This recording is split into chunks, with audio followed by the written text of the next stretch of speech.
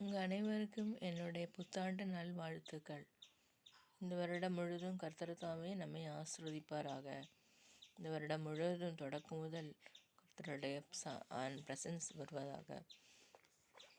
உங்களுக்காக நான் ஜெபிக்கிறேன்.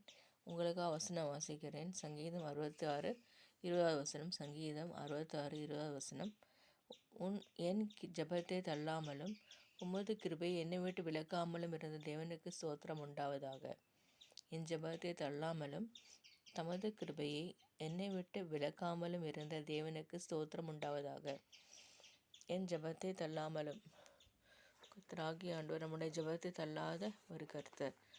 நம்முடைய என்ன தேவைகள் ஜெபத்தில் நம்ம அறிக்கை செய்கிறோமோ அதை அவர் பொறுப்படுத்த கேட்கிறார். அவர் அறிகிறார். அவர் அதை தள்ளவில்லை. அந்த ஜெபத்தை அவர் தள்ளாமல் தமது கிருபை, ஆண்டவருடைய கிருபையை நம்மை விட்டு விலக்காமலும் நம்ம நிர்மூலமாகாதிருப்பது அவருடைய கிருபையை. அப்படி வசனம் இருக்குது புலம்பல்ல. நாம் நிர்மூலமாகாதிருப்பதற்கு காரணமே அவருடைய கிருபை. ஆகவே அந்த கிருபையை கர்த்தர் நம்மை விட்டு விலக்காமலும் இருந்த தேவனுக்கு ஸ்தோத்திரம் உண்டாவதாக. ஸ்தோத்திரம் என்றால் நன்றி செலுத்துவது, பலிகள் செலுத்துவது. கர்த்தருக்கு பலிகள், ஸ்தோத்திர பலிகள் என்ற உதட்டுகளில் நாம் செய்வது. கர்த்தராகிய ஆண்டவரை பறைசாற்றுவது, அவரை குறித்து பேசுவது, அவரை பிரேஸ் பண்ணுற ஸ்தோத்திரம் சொல்வது. இது மட்டுமே கர்த்தாவே உமக்கு ஸ்தோத்திரம்னு சொல்வோமாக. இந்த நாள் வரையிலும் கர்த்தர் நம்மை காத்து கொண்டார். இந்த புதிய வருடத்தை ஆசிர்வதிப்பார். அதுக்காக கர்த்தரையும் ஸ்தோத்திரிப்போமாக. இந்த உலகத்தில் வாழும்பொழுது நம் தேவனுடைய கிருபையை பெற்றுக்கொண்டு வாழ்வோமாக. கர்த்தருடைய கிருபாசனத்தில் அண்டையில் நம்ம வரும்பொழுது அவர் நமக்கு இரக்கத்தையும் நம்பிக்கையை தருகிறார். எபிரேயரில் போட்டிருக்கு 4ஆம் அதிகாரத்தில் லாஸ்ட் வசனம். அவர் நம்ம கிருபாசனத்தில் அண்டையில் நம்மளை கொண்டு வந்து நிற்க வைக்கிறார். இந்த வருடம் முழுவதும் அவருடைய கிருபையை பெற்றுக்கொள்வோமாக. அவருக்கு ஸ்தோத்திர பலிகள் செலுத்துவோமாக. கர்த்தாவே என்னை மட்டுமே காத்தீரே உமக்கு ஸ்தோத்திரம்னு சொல்வோமாக.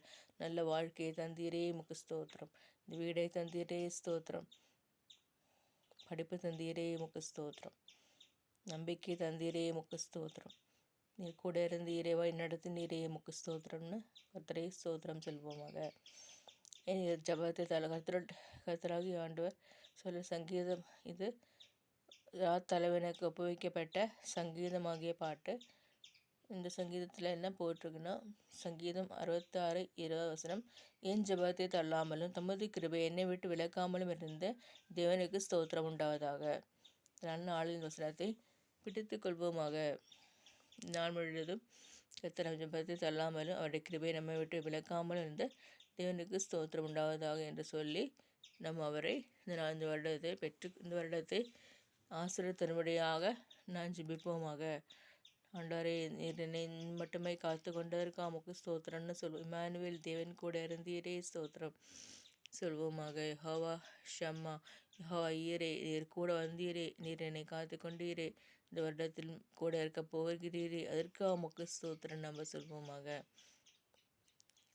உலகத்தில் இருக்கிற காரியங்களிலெல்லாம் நம் மனதை சிதறடிக்காமல் தேவனுடைய வசனத்தை தியானிப்போமாக. அவர் வசனத்தை பற்றி மற்றொரு சொல்வோமாக. இந்த வருடத்தில் கர்த்தாவே எத்தனை பேரை ஆத்ம ஆதாயம் செய்ய முடியும் என்று நாம் சிந்திப்போமாக. எத்தனை பேர் கர்த்தரை பற்றி சொல்வோமாக என்று நம் வாழ்க்கையை திரும்பி பார்ப்போமாக. ஆமீன், ஆமீன்.